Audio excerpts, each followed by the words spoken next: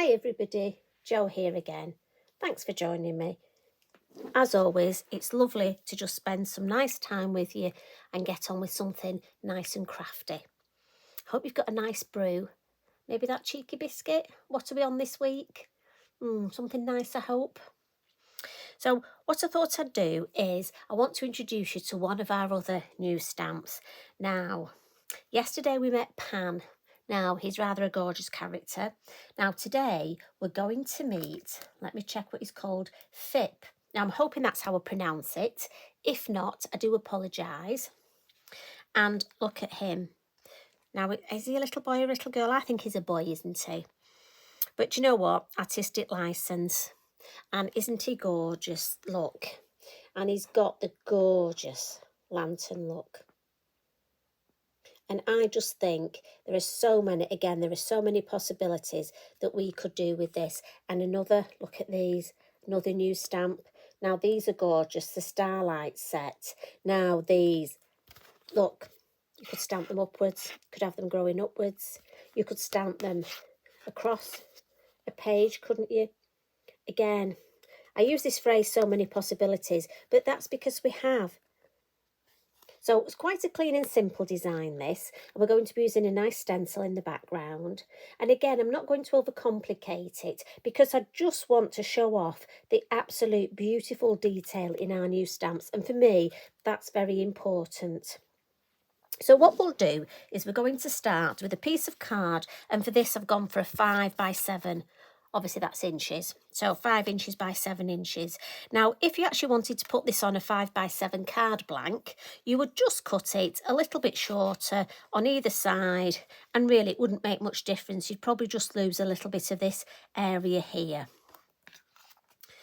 And what we're going to do is we'll start by adding our stamping as we do. So I'll just get my copy of paper. Now, I've already put my black Sharpie line round, just because, again, I find it easy to do straight away. So we'll stamp our young chap first. And I'm going to use black. Again, is a lovely silhouette. So I'm going for the VersaFine Claire, the Nocturne. Lots of nice light tapping when we're stamping him up. But it is important we do give him a good covering of ink. And again, if you're new, just tilt it in the light. Yeah, and he looks like he's perfect to me. So I want him near the bottom, but I don't want him right at the bottom. So, and quite often I would stamp on the side, but this I want to check that he's actually stood upright. So this one I'm stamping this way.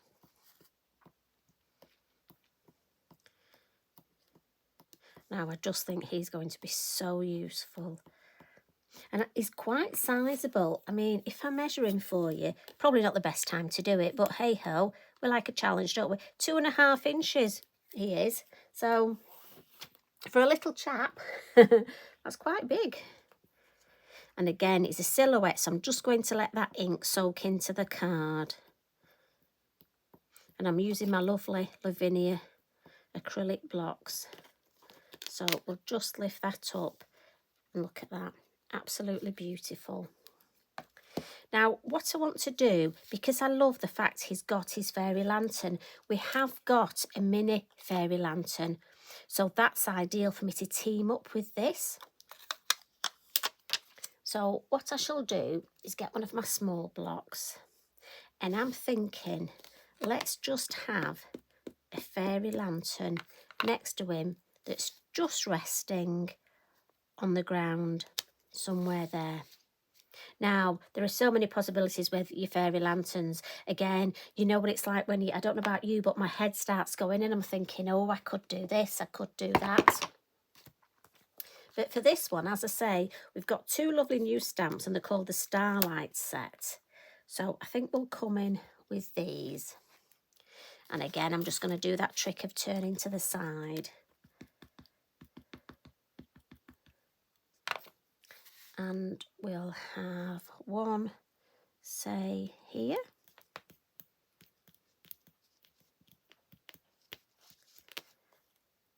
And then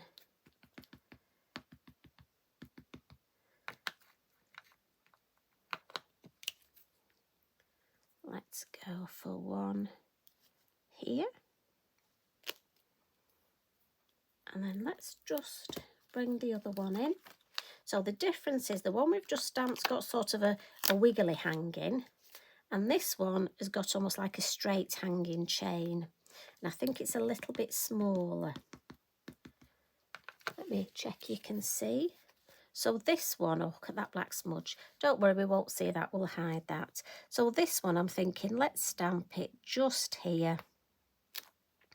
Now, let's see if we turn that. Could we do that? Or shall we draw it? Right, see, I'm thinking I could stamp that. If it was only to there, I could. Oh, I know, let's stamp a bit and see if we can draw a bit in. Let's live dangerously. Let's see. So let's see if my chain goes there. So let's see if we can dot a bit. And I'm dotting it because it's almost got little dots in it. I'll just join that one up there. Oh, there we go. Nobody will ever know that it wasn't that long, will they? Well, I won't tell them if you won't. Now, we want some more of these, don't we? Just to add into the mix. So, I don't want to overcook it, but I want a few. So we'll pop one there.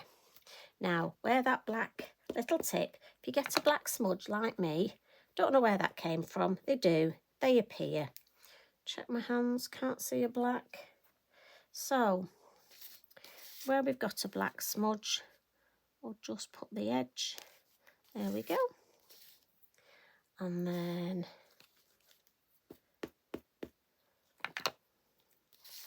let's have one hanging from there. Oh, that looks nice.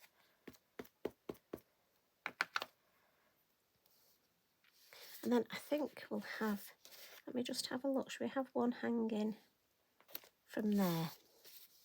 Yes. Now on my original look, I had one here, but I'm thinking to change it up a bit. I don't want one there. I quite like that as it is. Do I want one there? Again, that's where the acetate comes in. Oh, actually, yes. See, again, if you use your acetate, now, I don't know, do you agree with me? For me, there seems to be a gap here. Now, when I put that there, it does look, if I just dangle it down a little, yes, yeah, I like that. So, the acetate's won me over. Just got to make sure I put it exactly where the acetate was. But it's a great way rather than stamping it. So, I think we were sort of talking here and down a little bit, weren't we? Yeah, like that. So we'll give that a nice blot again, just because it's a slower drying ink. I could run my heat tool over it, but we'll just give it a blot. And then we're going to come in with the stenciling. So we'll get rid of that. Now, the stencil that I've gone for is, let me check, a Flurry. I was thinking sort of a flurry of leaves. And also we're going to bring our landscape masks into play. So we want the flatter one, the number one, which is, there we go. And we're going to need a stencil brush. And we've gone for the colour for this one. I'm using my elements, but I've gone for the russet orange. And we'll start off, I think, by just grounding our little chap. And again, I just want it under the fairy lantern there. I think, yeah, that'll do me nicely. So dabbing my ink and onto my mat. And as always, I'll just start on the landscape mask. Now this can be quite deep. So I'm just going to flick and come all the way along. And I want this quite deep so I can bring the colour off the mask try and get a nice even colour all the way along. Just blend it backwards and forwards. Now I could add more hills if I wanted. That's just an alternative. This one I think I'll just stick with my stenciling.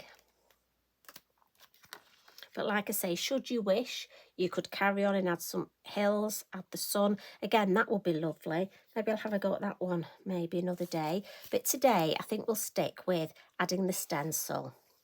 So again, I just want to be mindful which bit of the stencil I use. And for me, the reason, as you know, that I stamp first is that I can see where my stenciling's going to be. Now I could take my stencil down, but I'm just going to hold it. Now again, we'll put some ink on there. I'm going to put the lid on my ink pad because I think I've got enough there.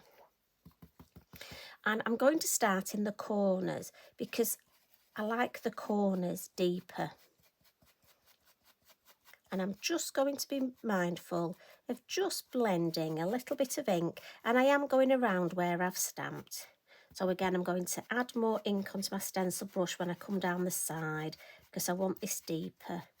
And then just lighter as I go into the middle. Isn't it funny, my voice sort of goes a little bit more whispery when I say a bit lighter. So if I just move my hand and come down to this bottom edge, again, deeper. And then I'm just going to do nice gentle flicks into this area here. And if I lift that up to give me an idea, oh, that's looking lovely. Don't think I want any more actually. Let me just see. Just a tiny bit more here.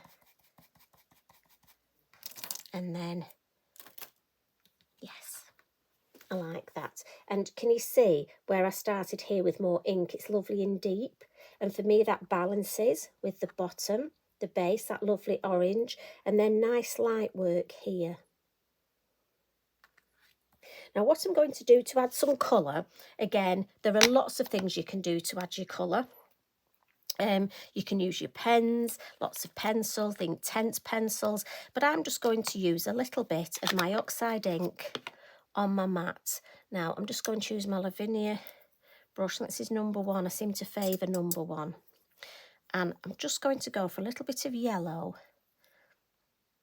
base of his wing, and in the middle of my lantern.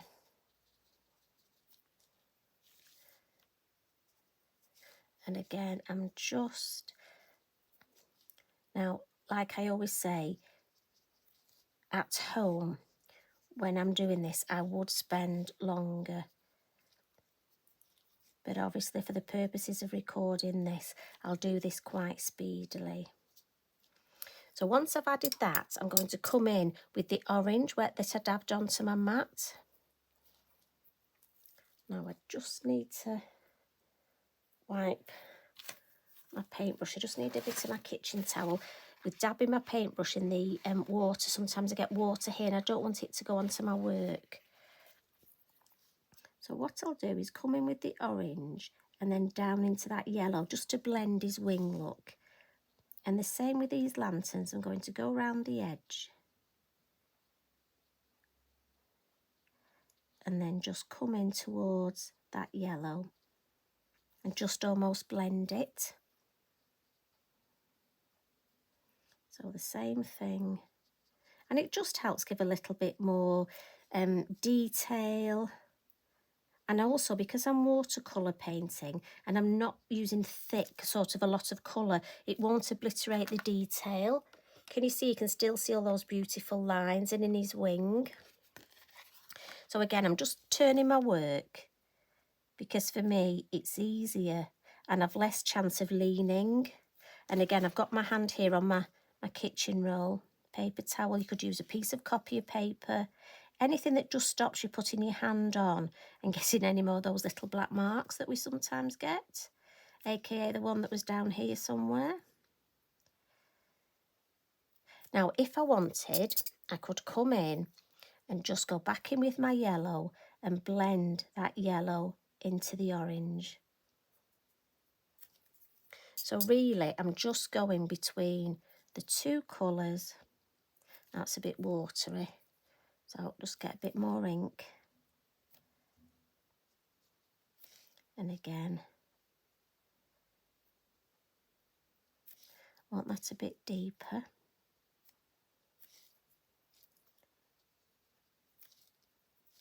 And I just find this so relaxing.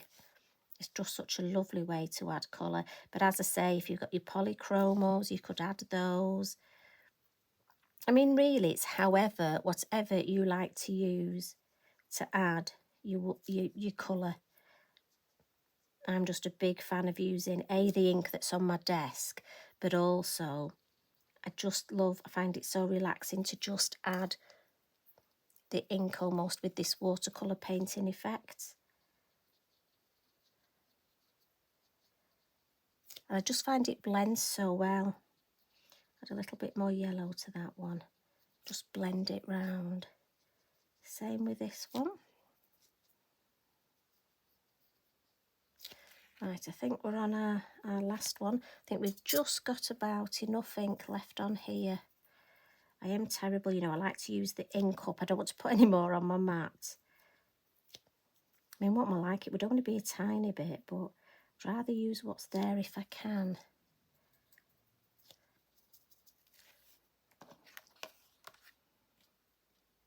There we go.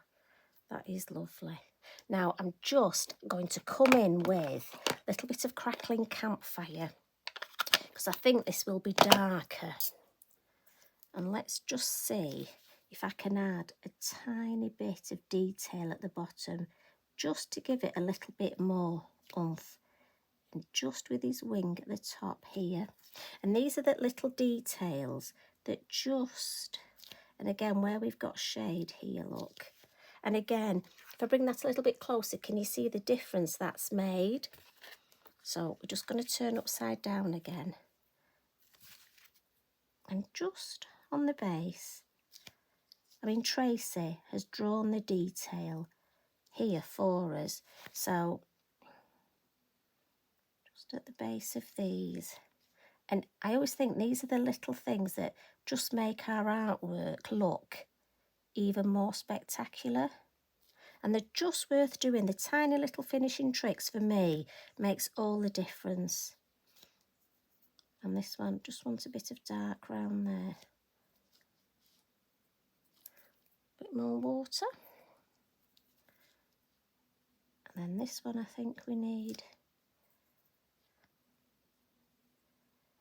And then let me turn it round and have a look how we're doing. Oh yes, I like that. It's amazing the difference. Just that little bit of deeper colour. I'm happy with that.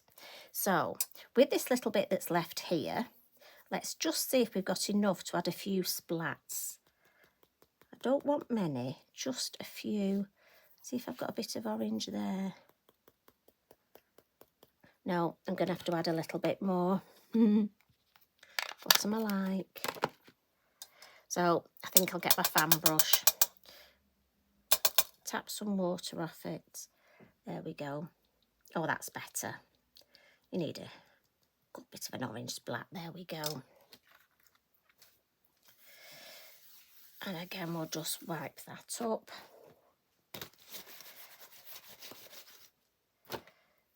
So you can see how that design has come together really quickly.